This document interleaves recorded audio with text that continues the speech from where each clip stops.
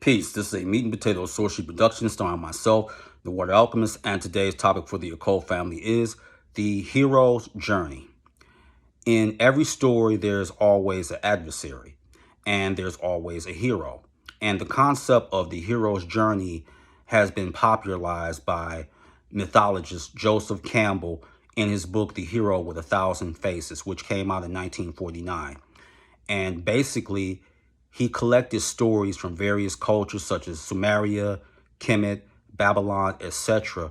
And all of them had a theme. And the theme is that a journey that the person undertakes is supposed to be transformative. And you are never going to be the same as a result of that journey. So in it, we have to learn to evolve, to grow. Is it going to be hard? Yes. Is it going to hurt? Yes. And sometimes you may look back and reflect with bitter tears about your decision making. I know I've done that in the past, but it's not so much as to beat yourself up. It's basically to make more intelligent choices.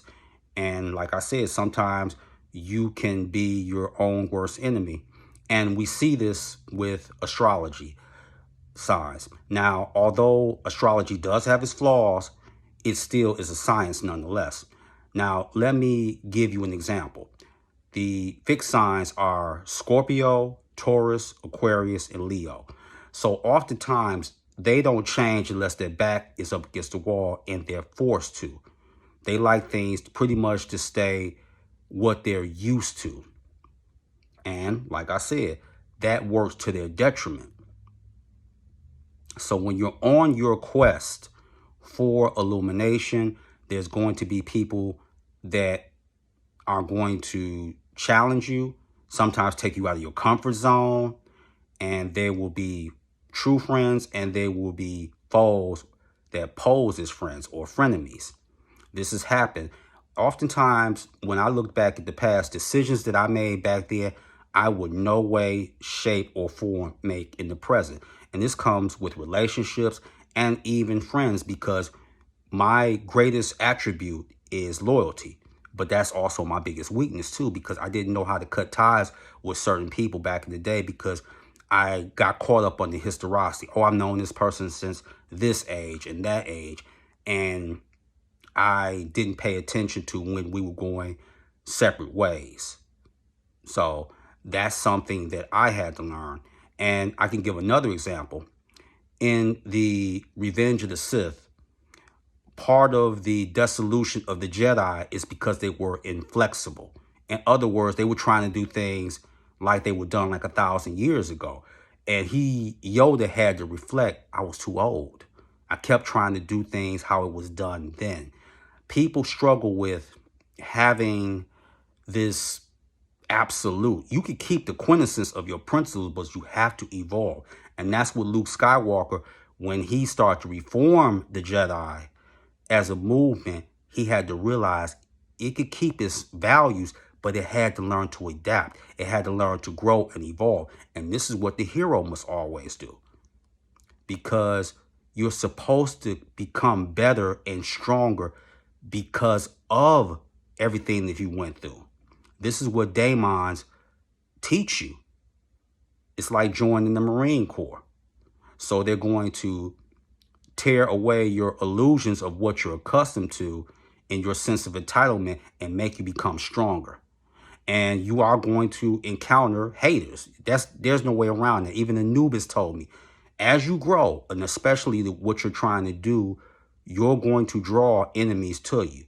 So that just comes with the territory. So let's say you have a hater. Now, a good daemon to work with is Malphas, because Malphas can build astral temples for you on the astral plane. But one great thing, too, let me be more specific, that Malphas is good at is that he can protect you psychically against psychic attacks or vampiric attacks, and he also will protect you in the physical realm or third dimensional earth. And he will let you know the intent of your enemy as far as like this is what they intend to do to you, their thoughts, their patterns, their desires. Malthus will let you know that. So, example 3. Okay, today's ruler is Mars. Now, I would do a ritual to Malthus if I was to do it.